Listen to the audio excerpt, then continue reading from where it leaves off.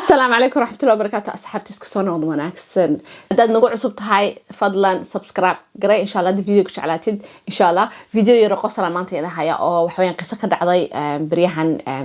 2 weeks ago ولا week مالهاس دالك إنجريسكا وادلا سعودين يوكرين ماركتا إيو روشا وكمانو ماركتا دي روشا و دقال كو قاضي يوكرين marka bariyahaas ba dad badan baa ka qaxayay Ukraine oo doonayay dalka inay u dhoofaan marka gabadh Norla la yiraahdo oo IT ka shaqeysa dalkeeda ba meeshii magaaladeedii markii de Ruushku soo galeen waxay noqotay qof qaxootay noqotay inay dalkeeda ka cararto wax Ukraine markay ka soo dhooftay Jarmalka timi Jarmalka marka ma is jeclaysan waxay tiri marka waxaan doonayaa inaan Ingiriiska imaado marka reero badan baa Ingiriiska la yiri waxa la siinayaa 350 meelahaas la siinayaa hadii aad caawisaan familyo Ukrainian ah oo hadad gurigiina marti soo dejisaan hadad qol haysaan oo kale ama meeshii marti guriga ku filan yahay inta doontaan maarta qaadan kartaa dawladuna waxay yiraahdeen way ku caawin doonaa marka family badan baa isqoray oo yiri space baan wahaynaa dadkaas masaakiinta ay maartay qaxaya dadka isqoray waxa kamid ahaa qaar la yiraahdo Lorna iyo Tony oo markaas 8 sano bay qabaan laba xaruur isu leeyihiin waa dad isjecel waxa weeyaan dhalinyaro weeyaan 30 sano ka yar marka isqoreen wiilku marka Tony Facebook buu marka kala xiriiray dadkii uu doonayay inuu gurigiisa ay u keeno ku soo dhaweeyo nin markuu dadka dooranayo of course it's obvious ma dooranayo islaan iyo oday maartay gaboowe ma oranayo guriga kale oo de masaakiin baan caawinaya no gabadh geed kale oo blonde oo qurux badan buu salad garay like yalla ben martel yaa meel isu sheegin nin hadda tiraad orado dad guriga kan oo caawi Kenya he's not going to choose dad tabcaana xaaskiisa uu ka aqal badiyay Tony wuxuu gabadh waxaan ku yiri geed kale oo 22 jira oo qurux badan oo iyagu quruxdiisa arkaan blonde iyo waxaas ugu sheegaan buu yiri gabadhiibu Facebook kala xiriiray wuxuu yiri marka waxay joogtaa Jarmalka wala kala saaraya mogtahay inta ay xaga doonaysa marka qofkii UK degan qofkii UK doonaya maartay buu isaguna u yeeranaya marka UK wuxuu yiri waxa ugu horeysay Sofia baan marka la xiriiray waxaan ku yiri guri baan ku hayaa hadda ninkani wuxuu leeyahay I don't know in isqaba laakiin gabadh buu isla degan oo la cariiso yihiin iska dhaw waxaas waa nin iyo naag isqaba iska dhaw saasan arkaya oo wada nolol wadaagaya wuxuu ku yiri xaaskiisu marka la hadlay marka waxay tiri anigu raali kama ahayn laakiin waxay tiri at the same time waxaan doonayay maadaama aan ka naxay way qalbi jilicsan tahay waa dad baa maartay iska masaakiin oo moodayeen adduunka maartay la caawin karo aan evil jirin marka waxay tiri yes inkastoo aan rabin hadana waxay tiri marka aan arkay dad badan oo dhibaataysan waxaan ku yiri okay ninkayga marka aaminay isaga doortay dansana ninkii bay ku tiri okay qofka doontid welcome anyway gabadhan buu helay wuxuu yiri gabadh baa soo socota Jarmalka VC buu soo sameeyay way soo duushay marka macaasaga soo kaxay gabadha meesha ay isku kulmeen I don't know M4 baa meelahaas meeshii macaa iimanaysa isaga ka soo kaxay gurigii buu keenay waa gabadh kaligeed socotay weeyaan 22 years old qurux badan buu ninkani horta waa fariid good why inda adeeg inta leeg aad gurigaaga maartay aad la imanaysid gabadhan oo inta saasa fariid weeyaan wala anyway doontii baa way ka yeeshay waxay tiri no problem waxay tiri marka gabadhii ninkani marka Tony shaqo taga 95 uu shaqeeyaa gabadhu marka waxay tiri anigu waxaan isleeyahay qof baan caawinaya waxay tiri gabadhii qol yar waxay uga baxeen gabadha caruurtooda gabadh ahaan bay qolkooda maartay ay ka saareen marka labadii gabdhood bay qol wada dejiyeen waxay ku yiraahdeen qofkan caawinayna marka gabadhan baaba qol baa la dejiyay waxa la yiri halkaas ku raaxayso intaad maartay nolosha maartay la qabsanaysid halkaas anaga ku caawinayna cuntada ku siiyana waxana la siiyay lacag bay marka dawladdu ay siisay oo marka dhar ku soo iibsanayso waayo khalad weeyaan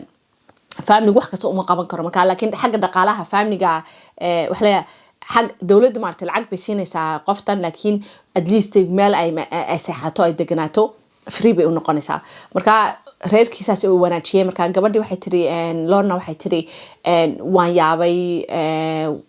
gabadha markaa qolkeeda kama soo baxaysaba laakiin ninka Tony markaa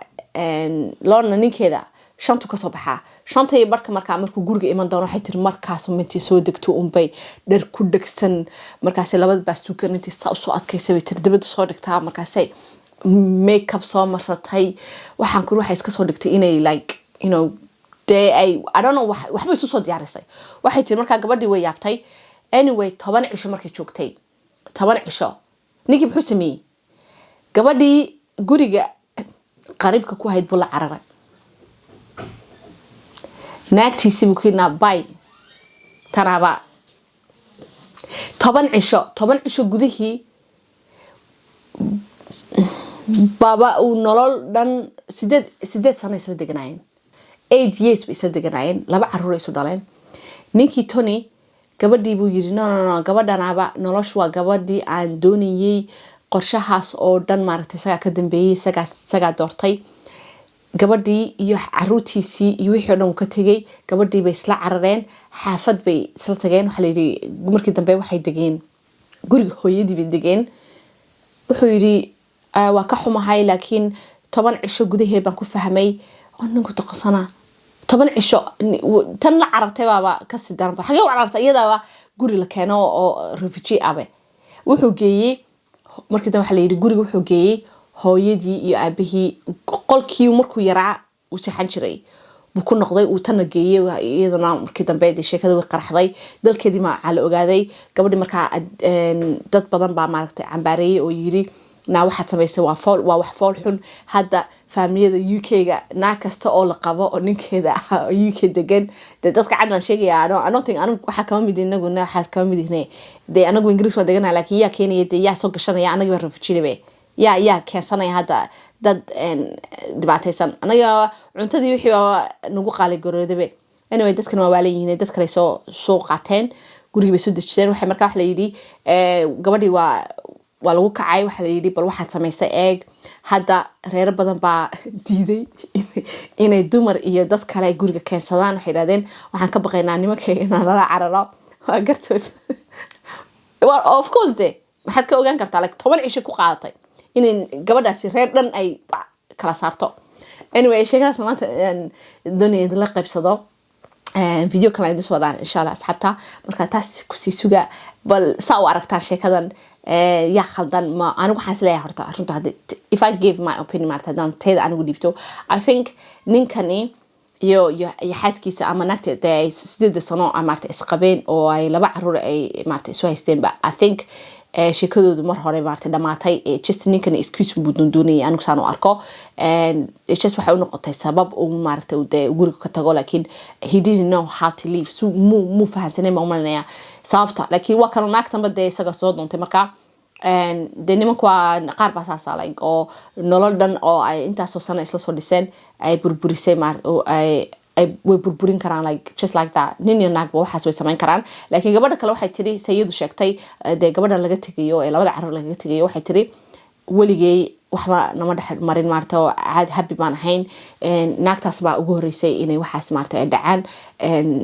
adduunkana sheekadan wala la wareegaya مع dalkeedii maca maartay waxay noqotay breaking news bay noqotay waayo 10 cisho ku qaadatay inay nin dhan iyadoo refugee nin dhan gurigiisa ka saarto